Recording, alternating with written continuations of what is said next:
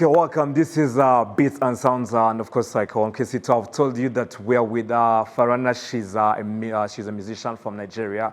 Falana, welcome in the studio. Thank you so much for having me. How are you? I'm good. How are you? I'm great. I'm alive. I'm blessed. The little things we give thanks for.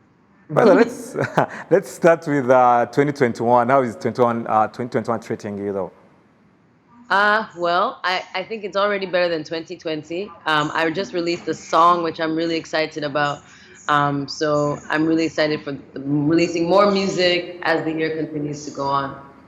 Okay, so basically, let's first start who is Farana? Like, who are you in the Who first am place? I? No, like, Besides this girl with crazy hair. yeah, says that. I'm a singer, I'm a songwriter, I'm a multi-instrumentalist. I love fashion, I love arts, and yeah, I'm just trying to carve my own lane in the industry with my music. Okay. Yo, let's talk about the music. Did you have a dream of becoming an artist when you're still young, or just something that came out when you had grown? I think I was always a singer. My voice, you can see my voice is kind of different, raspy. I've always had a different voice, and I've always loved singing. I think later on in life, I got the courage to really pursue music full time, and really chase my dream. Okay. About you chasing your dream, you were born in Canada and then you moved back to Nigeria a couple of 2 years ago, right? It was actually more than that. It was actually more than that. Okay. My parents moved to Canada, and then obviously I was raised there and would come back and forth between Nigeria and Canada. And I've been back in Nigeria full time, I guess, maybe for like 7 years, just like moving home and really just being in the music industry. And it's been amazing. I feel like it makes sense. My music has evolved, sonically, my sound has evolved. So it was more like just a fusion of my identities just coming together. All right. So there is this thing of like it's not easy to do music in Nigeria as a person. Plus, you're a female artist. So tell me about that. Like, how is it easy for you to do music as a female artist in the first place? As female artists, we need to work like 10 times harder to get the same recognition as a male artist in this industry. And that's just the reality. Like, I don't like to complain, and I like to just make sure I release the best music that I can, but that's the reality. A lot of the gatekeepers in the industry are men. So sometimes, it can be uncomfortable as a woman trying to get ahead, and people expect you to do certain things for them, and when you're not interested, they decide they're not going to put you on. So we really have to grind as artists and also like support ourselves. So it's been challenging, but I also think that female artists, we add a vibrance, we add like an energy to the industry, that is just so unique. So even though we have those challenges, I think as women, we have an opportunity to empower young girls, across Africa and in Nigeria with our music, with our style, with our identity, and all those types of things. Okay. So you released an EP back in 20, was it like 19. 2018? So how did that EP do like within the general market and of course like across Africa? Yeah, that EP was critically acclaimed. I think people were just so surprised that I had produced the EP myself. I wrote all the songs, I produced the music, so it was very much a labor of love. And people were just so impressed by how unique it was as a sound. Sometimes I get compared to Sade, sometimes I get compared to Lauryn Hill in ways, which was really a blessing because they're big influences for me. So now that EP is done with the new single Joy, I'm just really trying to evolve my sound and just keep building, the fan base one fan at a time, because I really think my music can really touch people and bring a really positive energy and light into people's lives. Okay, you talked about Lauryn Hill, how people compare with Lauryn Hill and A-list women. And I want you to tell me those people that you look up to, like women in general, not even singers or Yeah. anything, like those people that you look up to. Yeah, in the music industry, I love Sia as a songwriter. I said Lauryn Hill, Sade, Amy Winehouse, Erykah Badu. Even Kate Bush. Some people, I have some weird taste. Kate Bush, Yeah. Lijadu Stars, which are Nigerian singers.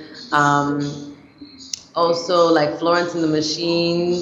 You know, I have very eclectic taste across the board. And I think those artists really like inspire me to just be a songwriter and just be very true to my art, you know, and be creative and be unique. You know, I think that's what really makes a difference when you're a unique artist in the industry. You Okay. know, people get excited and they just see you, they're like, no one else can do what you do, you know? Okay, talking about that, you have a debut album that you're supposed to release soon, and what should we expect from that album? Oh man, I've been working with some amazing people. Teflon, who was on Coffee's album EP, won a Grammy. Dale Virgo produced on this EP. He worked with Drake and Rihanna. Working with Red Mojo, they've worked with Madonna. You know, just I've been collaborating with really amazing musicians. I even work with Kwame Eboa, who's worked with Cat Stevens and Kojo Antwi from Ghana. It's really an amazing body of work, and I'm so excited. Joy is just the beginning, but Joy is also just such a powerful song because I think it's so timely. And it's just the energy that's coming out of Joy. Like there's more music coming. I'm really excited. So, when did you write Joy? Like, basically, like, when did you write Joy, that song?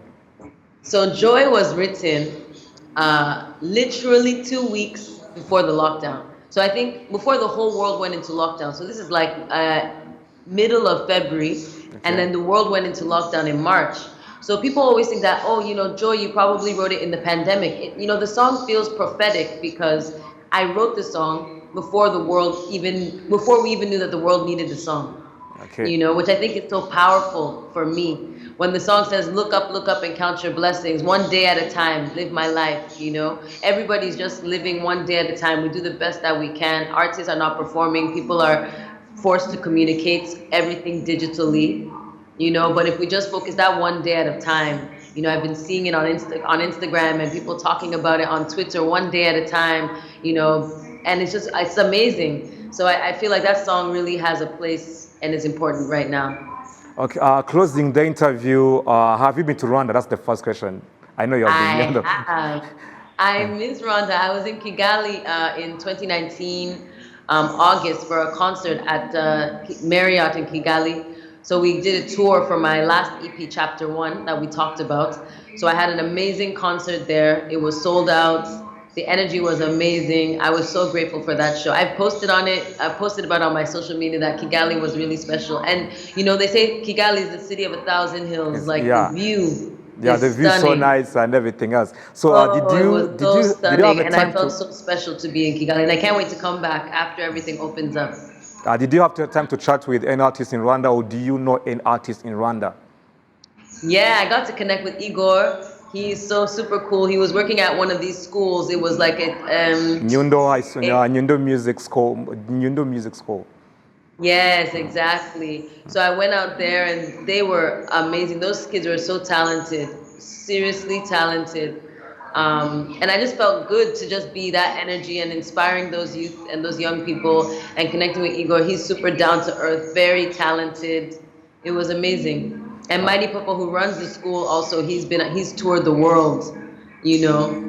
He's been all around the world touring with music. So I feel like I will definitely come back to Rwanda, and you know, you guys will be sick of me. I'll just be there all the time, and I'll be performing shows, just really enjoying everything you guys have By to the way, offer. honestly, you're welcome. You're welcome to come back here. And of course, I want to thank you for taking this time, and thank you for this interview. And I wish you well. We shall see on that album when it comes out. And of course, thank you so much for taking your time to talk to us.